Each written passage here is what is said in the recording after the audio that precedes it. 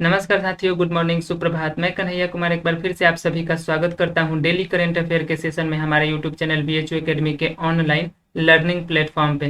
Guys, आज है 21 जुलाई 2021 और 21 जुलाई 2021 को जितने भी इंपॉर्टेंट करंट अफेयर के क्वेश्चन बनते हैं उनमें से टॉप 10 अर्थात 10 सेलेक्टेड क्वेश्चन को इस वीडियो में डिस्कस किया गया है, जो किसी भी यूनिवर्सिटी में होने वाले इंट्रेंस एग्जाम जैसे BHU, AU, CU, CET अथवा 10+2 लेवल के जितने भी कंपटीशन के एग्जाम हैं उसके दृष्टिकोण से काफ़ी इंपॉर्टेंट है। BHU एकेडमी के द्वारा इस सेशन को 1 जुलाई 2021 से शुरू किया गया है और इस सेशन में इसके पीछे 20 वीडियो डाले जा चुके हैं। इस कड़ी में इसके पीछे 20 वीडियो पोस्ट किए जा चुके हैं।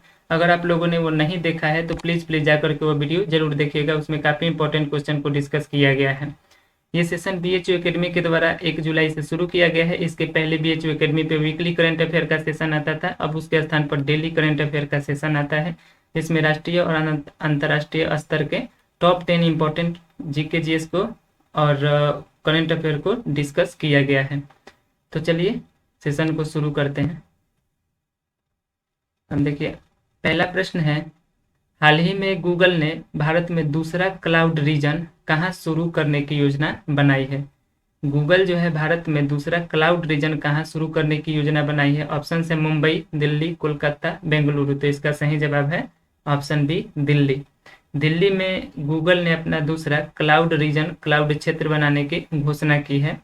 गूगल ने भारत और पूरे एशिया प्रशांत क्षेत्र में ग्राहकों और सार्वजनिक क्षेत्र के लिए दिल्ली NCR में अपना दूसरा गूगल क्लाउड क्षेत्र लॉन्च करने की घोषणा की है। तो जो गूगल है भारत में और पूरे एशिया प्रशांत में इसके जितने यूजर्स हैं और पब्लिक सेक्टर के जितने भी लोग हैं उनके लिए दिल्ली NCR में अपना नया क्लाउड क्षेत्र बनाने की इसने हाल ही में घोषणा की है। देश में काम करने वाले ग्राहकों को कम विलंबता और उनके क्लाउड आधारित वर्कलोड और डेटा के उच्च प्रदर्शन से ये जो क्लाउड क्षेत्र बनाने जा रही है गूगल, तो इससे उनको लाभ होगा। जो भी यूजर्स हैं उनको विलंबता और उनके क्लाउड आधारित वर्कलोड और जितने भी डेटा हैं उनके उच्च प्रदर्शन के लिए ये मदद करेगा। यह नया क्लाउड गूगल क्लाउड क्षेत्र जो है मुंबई के बाद भारत में दूसरा और एशिया प्रशांत में 10वां होगा। तो भारत में ये दूसरा होगा क्योंकि पहला मुंबई में बन चुका है, और पूरे एशिया प्रशांत की अगर बात की जाए तो यह 10वां होगा गूगल क्लाउड। दूसरे क्लाउड क्षेत्र के रूप में ग्राहकों को डेटा संप्रभुता बनाए रखते हुए बेहतर व्यापार निरंतरता योजना से लाभ होने की उम्मीद है। तो ये जो गूगल क्लाउड बनने जा रहा है भारत में दूसरा दिल्ली NCR में, तो इससे जो है ग्राहकों के जो डेटा है उन पर उनका वर्चस्व रहेगा, संप्रभुता बनाए रखने में ये मदद करेगा, और साथ ही साथ बेहतर व्यापार निरंतरता योजना से भी इसको लाभ होने की उम्मीद है। पूरी दुनिया में अगर बात की जाए तो 26 गूगल क्लाउड है, जिसमें से 2 भारत में और 10 एशिया प्रशांत में हैं। 2 भारत में कौन कौन से हैं? तो पहला मुंबई और दूसरा अब हाल ही में बनने जा रहा है दिल्ली NCR में। अब देखिए, गूगल की बात आ गई तो गूगल के स्थापना हुई थी 4 सितंबर 1998 को, और इसका मुख्यालय है कैलिफोर्निया। माफ कीजिएगा, यहाँ पे टाइप नहीं हुआ है, कैलिफोर्निया में इसका मुख्यालय है, संयुक्त राज्य अमेरिका में। इसके वर्तमान समय पे CEO हैं सुंदर पिचाई, और इसकी स्थापना करी थी लैरी पेज और सर्गेई ब्रिन ने मिल करके गूगल की स्थापना करी थी। चलिए आगे बढ़ते हैं। देखिए, दूसरा प्रश्न है, NB ड्राइवर नामक एक आर्टिफिशियल इंटेलिजेंस आधारित गणितीय मॉडल को किसने विकसित किया है? ऑप्शन है IIT Roorkee, IIT Bengaluru, IIT Madras अथवा IIT मुंबई। तो इसका सही जवाब है option C, IIT Madras. IIT Madras ने ये NB ड्राइवर नामक एक आर्टिफिशियल इंटेलिजेंस आधारित गणितीय मॉडल को विकसित किया है। भारतीय प्रौद्योगिकी संस्थान मद्रास अर्थात Indian institute of technology Madras के जो रिसर्चर हैं उन्होंने कोशिकाओं में कैंसर पैदा करने वाले परिवर्तनों की पहचान करने के लिए कि किस तरह से जो कोशिकाएं हैं उसके अंदर कैंसर पैदा होती है, इसको पहचान करने के लिए, इसके बारे में रिसर्च करने के लिए NB ड्राइवर नामक एक आर्टिफिशियल इंटेलिजेंस आधारित गणितीय मॉडल को विकसित किया है IIT मद्रास ने। चलिए आगे बढ़ते हैं। अब देखिए तीसरा प्रश्न है, हाल ही में चर्चा में रहा फल की एक नई प्रजाति साधु फल अर्थात मॉन्क फ्रूट का संबंध किस देश से है? ऑप्शन है चीन, मलेशिया, भारत अथवा अमेरिका। तो इसका सही जवाब है ऑप्शन ए, चीन। ये जो मॉन्क फ्रूट है इसका संबंध चीन से रहा है, जो हाल ही में चर्चा में रहा है। देखते हैं ये चर्चा में क्यों रहा है। तो देखिए, ये जो मॉन्क फ्रूट है ये चीन की एक नई प्रजाति है जिसे scientific research and industrial technology institute of Himalayan bio resource technology CSIR IHBT के द्वारा हिमाचल प्रदेश के कुल्लू में इसका पहला उत्पादन अभ्यास शुरू किया गया है। तो ये जो मोंक फ्रूट है ये चाइना की एक प्रजाति है, फल की एक प्रजाति है, और इसको हाल ही में भारत में के हिमाचल प्रदेश के कुल्लू में इसका पहला उत्पादन अभ्यास शुरू किया गया है। इसको भारत में आयात किया गया है और इसका पहला उत्पादन अभ्यास जो है हिमाचल प्रदेश के कुल्लू में शुरू किया गया है, तो इसलिए ये चर्चा में है। अनुमान भी लगाया गया है, देखिए नई फसल का आर्थिक लाभ जो है 3 लाख से लेकर 3.5 लाख रुपए प्रति हेक्टेयर के बीच होने का ऐसा अनुमान लगाया गया है इस संस्था के द्वारा, CSIR IHBT के द्वारा। और यह पौधा जो है लगभग 16 से 20 डिग्री सेल्सियस के वार्षिक औसत तापमान और आर्द्र परिस्थितियों वाले पहाड़ी क्षेत्र को तरजीह देता है, अर्थात उसी क्षेत्र में ये पौधा लगता है।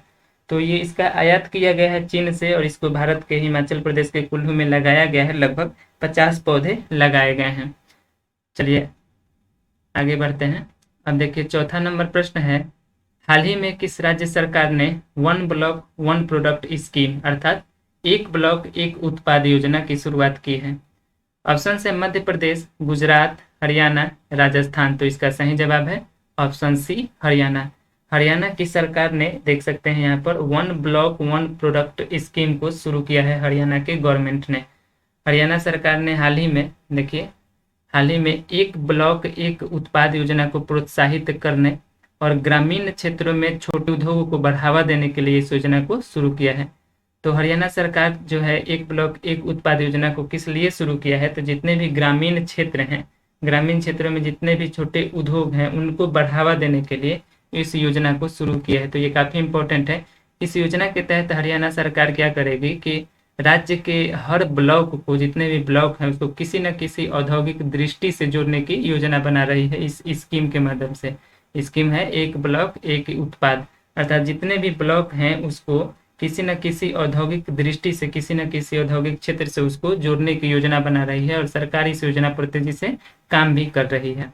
अब देखिए हरियाणा की बात आ गई तो हरियाणा का गठन हुआ था 1 नवंबर 1966 को। हरियाणा की राजधानी है चंडीगढ़।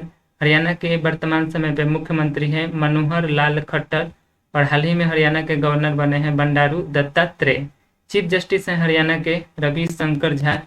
हरियाणा के राज्यसभा सीट की संख्या है 5, देखिए 5, और लोकसभा सीट की संख्या है 10 और विधानसभा सीट की संख्या है 90।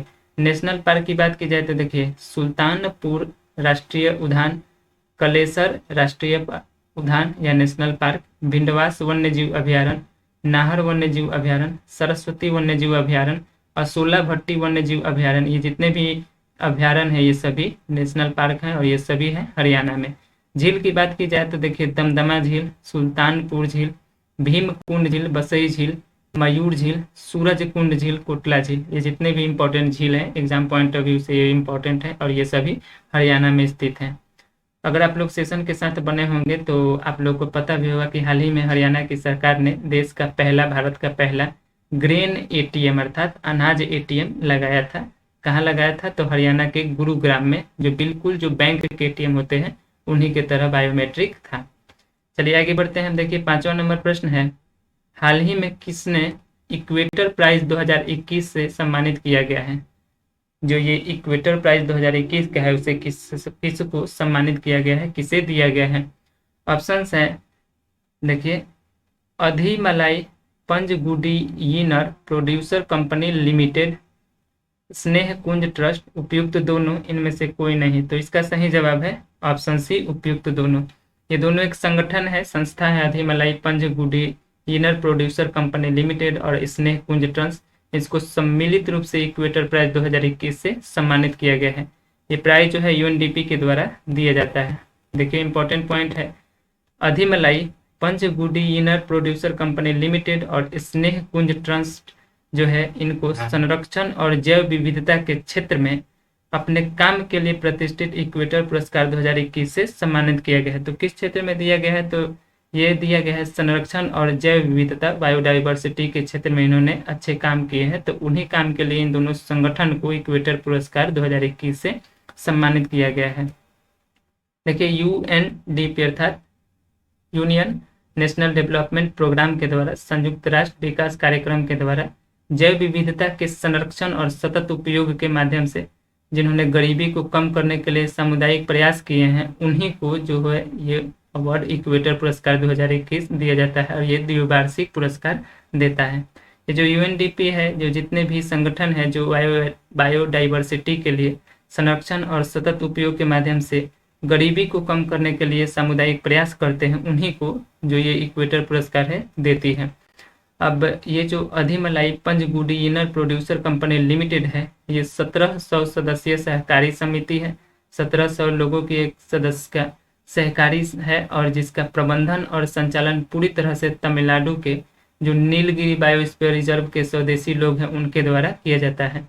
और ये जो स्नेह कुंज ट्रस्ट है, ये भी एक संगठन है और ये पश्चिमी घाट, भारत के पश्चिमी घाट और कर्नाटक में अपनी सर्विस प्रदान करता है। तो इन दोनों संगठन को जो है इस 2021 का इक्वेटर पुरस्कार 2021 से सम्मानित किया गया है।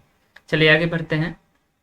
अब देखिए 6 नंबर प्रश्न है, हाल ही में 74वें कांस्य फिल्म समारोह 74th कांस्य फिल्म फेस्टिवल में सर्वश्रेष्ठ डॉक्यूमेंट्री का अवार्ड किसने जीता है? ऑप्शन है पायल कपाड़िया, रिया चक्रवर्ती, साक्षी माथुर, इनमें से कोई नहीं। तो इसका सही जवाब है ऑप्शन ए, पायल कपाड़िया। ये देख सकते हैं इमेज में, ये है पायल कपाड़िया। इन्होंने 74वें कांस्य फिल्म समारोह में सर्वश्रेष्ठ डॉक्यूमेंट्री का हाल ही में अवार्ड जीता है। अब ये निर्देशक है पायल कपाड़िया, इनकी एक डॉक्यूमेंट्री है जिसका नाम है a night of knowing nothing. इन्हीं डॉक्यूमेंट्री को 74वें कांस्य फिल्म समारोह में सर्वश्रेष्ठ डॉक्यूमेंट्री के लिए ओइल डी और अर्थात गोल्डन आई पुरस्कार से सम्मानित किया गया है। ये उत्सव जो है मुंबई में आयोजित किया गया था और इसमें विभिन्न वर्गों में 28 डॉक्यूमेंट्री प्रस्तुत किए गए थे, जिनमें पायल कपाड़िया की डॉक्यूमेंट्री है a night of knowing nothing. तो इसको डॉक्यूमेंट्री में सर्वश्रेष्ठ डॉक्यूमेंट्री के अवार्ड से सम्मानित किया गया। इस पुरस्कार की स्थापना जो है 2015 में फ्रेंच स्पीकिंग राइटर्स सोसाइटी के द्वारा किया गया था। भारतीय फिल्म और टेलीविजन संस्थान FTII अर्थात film festival of Indian institution की पूर्व छात्रा हैं ये पायल कपाड़िया, और इनके पास documentary and what is the summer saying 2018 में रिलीज हुई और the last mango before the monsoon 2015 में रिलीज हुई। ये दोनों शॉर्ट फिल्म इन्हीं के है, पायल कपाड़िया की। ये छात्रा है किसकी? FTII की। चलिए आगे बढ़ते हैं। देखिए अब 7वां नंबर प्रश्न है, विज्ञान अन्वेषण दिवस साइंस एक्सप्लोरेशन डे कब मनाया जाता है अथवा कब मनाया गया है? विज्ञान अन्वेषण दिवस, तो ऑप्शन है 19 जुलाई, 20 जुलाई, 21 जुलाई अथवा 22 जुलाई। तो इसका सही जवाब है ऑप्शन बी, 20 जुलाई। 20 जुलाई को है विज्ञान अन्वेषण दिवस एक साइंस एक्सप्लोरेशन डे के रूप में मनाया गया है। देखिए क्यों मनाया गया है। तो ये जो विज्ञान अन्वेषण दिवस है, जिसे चंद्रमा दिवस मून डे भी कहा जाता है, ये प्रत्येक साल 20 जुलाई को मनाया जाता है। देखिए, it was on this day in 1969 that Neil Armstrong and Edwin Buzz Aldrin becomes the first humans to land on the moon surface. तो ये वैसा दिन है 20 जुलाई, जब 20 जुलाई 1969 को नील आर्मस्ट्रॉन्ग और एडविन बज एल्ड्रिन ने पहली बार चंद्रमा की सतह पर अपना कदम रखा था। मानव ने पहली बार चंद्रमा की सतह पर अपना कदम रखा था। तो इन्हीं के योगदानों को याद करते हुए 20 जुलाई को विज्ञान अन्वेषण दिवस साइंस एक्सप्लोरेशन डे के रूप में मनाया जाता है। अब नील आर्मस्ट्रॉन्ग जो है और इनकी जो टीम है एल्ड्रिन, नील आर्मस्ट्रॉन्ग और एल्ड्रिन, इनकी जो जोड़ी है, इन्होंने पहली बार चंद्रमा की सतह पर कदम रखा और लगभग 21.5 घंटे इन्होंने चंद्रमा की सतह पर बिताए भी हैं। चलिए आगे बढ़ते हैं। अब देखिए 8वां नंबर प्रश्न है, अंतर्राष्ट्रीय शतरंज दिवस इंटरनेशनल चेस डे कब मनाया गया है? इंटरनेशनल चेस डे ऑप्शन हैं 19 जुलाई, 20 जुलाई, 21 जुलाई अथवा 22 जुलाई। तो इसका भी सही जवाब है ऑप्शन बी, 20 जुलाई। 20 जुलाई को मनाया गया है अंतर्राष्ट्रीय शतरंज दिवस और 20 जुलाई को ही मनाया गया था अंतर्राष्ट्रीय शतरंज दिवस और 20 जुलाई को ही मनाया गया विज्ञान अन्वेषण साइंस एक्सप्लोरेशन डे। तो ये दोनों डे 20 जुलाई को मनाए गए हैं। अब ये जो अंतर्राष्ट्रीय शतरंज दिवस है प्रतिवर्ष ये भी 20 जुलाई को ही मनाया जाता है और इस दिन क्या हुआ था, तो 20 जुलाई 1924 में अंतर्राष्ट्रीय शतरंज महासंघ जो फीडे है इसकी स्थापना हुई थी। और इस संगठन के संस्था के स्थापना के दिवस पर ही 20 जुलाई को मनाया जाता है अंतर्राष्ट्रीय शतरंज दिवस। इस दिन को अंतर्राष्ट्रीय शतरंज दिवस के रूप में मनाने का सबसे पहले विचार यूनेस्को के द्वारा प्रस्तावित किया गया था और बाद में आगे चल करके संयुक्त राष्ट्र के द्वारा 2019 में इसको आधिकारिक तौर पर मान्यता दे दी गई कि 20 जुलाई को अंतर्राष्ट्रीय शतरंज दिवस के रूप में मनाया जाए। अब विश्व शतरंज संघ का देखिए मुख्यालय लुसाने में स्विट्जरलैंड में, और इसकी स्थापना 20 जुलाई 1924 को हुई ही, और वर्तमान में इसके सीईओ हैं जेफ्री डी बोर्ग। चलिए आगे बढ़ते हैं। अब देखिए 9 नंबर प्रश्न है, जब चेस की बात आ गई तो देखिए 9 नंबर चेस से ही प्रश्न है कि हाल ही में स्पार्क सेन ट्रॉफी 2021 किसने जीता है। ऑप्शन से देखिए विश्वनाथ आनंद, व्लादिमीर कैमरिन, उपयुक्त दोनों, इनमें से कोई नहीं। तो इसका सही जवाब है विश्वनाथ आनंद। ये है इमेज में देख सकते हैं विश्वनाथ आनंद, ये भारतीय खिलाड़ी हैं चेस के और इन्होंने हाल ही में 2021 का स्पार्क सेन ट्रॉफी जीता है। डॉर्टमुंड में जो है ये आयोजन हुआ था। देखिए डॉर्टमुंड में इस खेल का आयोजन हुआ था और इसमें भारतीय खिलाड़ी विश्वनाथ आनंद ने व्लादिमीर कैमरिन को हरा करके ये स्पार्क सेन ट्रॉफी 2021 अपने नाम किया है। तो इसका सही जवाब है ऑप्शन ए विश्वनाथ आनंद। चलिए आगे बढ़ते हैं। देखिए 10वां नंबर प्रश्न है, खेलो इंडिया यूनिवर्सिटी गेम्स का दूसरा संस्करण किस राज्य में आयोजित किया जाएगा। तो 2022 में होने वाला है खेलो इंडिया यूनिवर्सिटी गेम्स और इसका दूसरा संस्करण होने वाला है। तो इसका आयोजन किस स्टेट में, किस राज्य में किया जाएगा।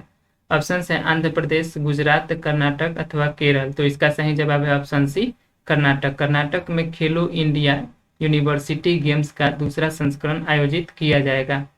देखिए खेलो इंडिया यूनिवर्सिटी गेम्स 2022 का दूसरा संस्करण कर्नाटक में आयोजित होगा और खेलो इंडिया यूनिवर्सिटी गेम का पहला संस्करण जो है फरवरी 2020 में उड़ीसा की राजधानी भुवनेश्वर में आयोजित किया गया था। तो अब दूसरा संस्करण जो है कर्नाटक में आयोजित किया जाएगा।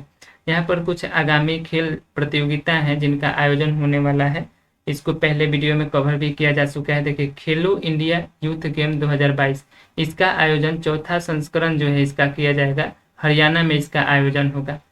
ये 2021 में होने वाला था लेकिन इसको पोस्टपोन कर दिया गया और अब ये जो होगा हरियाणा में इसका चौथा संस्करण होगा खेलो इंडिया यूथ गेम। ये देखिए ये है खेलो इंडिया यूथ गेम और प्रश्न है खेलो इंडिया यूनिवर्सिटी गेम। आईआईसी पुरुष T20 विश्व कप 2021 का आयोजन जो है संयुक्त रूप से यूएई और ओमान में किया जाएगा। आईआईसी का वर्ल्ड टेस्ट चैंपियनशिप 2021 का आयोजन जो है इंग्लैंड में किया जाएगा। एएफसी फुटबॉल महिला एशिया कप 2022 का आयोजन भारत के मुंबई और पुणे में किया जाएगा। चलिए अब आगे बढ़ते हैं। बात कर्नाटक की आ गई तो देखिए कर्नाटक की स्थापना 1 नवंबर 1956 को हुई थी। कर्नाटक की राजधानी है बेंगलुरु। कर्नाटक के मुख्यमंत्री हैं BS येदियुरप्पा। कर्नाटक के गवर्नर है वजुभाई वाला और चीफ जस्टिस हैं कर्नाटक के अभय श्रीनिवास ओका। कर्नाटक का राष्ट्रीय फूल है कमल, राष्ट्रीय पशु है हाथी, राष्ट्रीय पक्षी है नीलकंठ और राष्ट्रीय वृक्ष है चंदन का वृक्ष। लोकसभा सीट की संख्या है 28, राज्यसभा सीट की संख्या है 12 और विधानसभा सीट की संख्या है 224।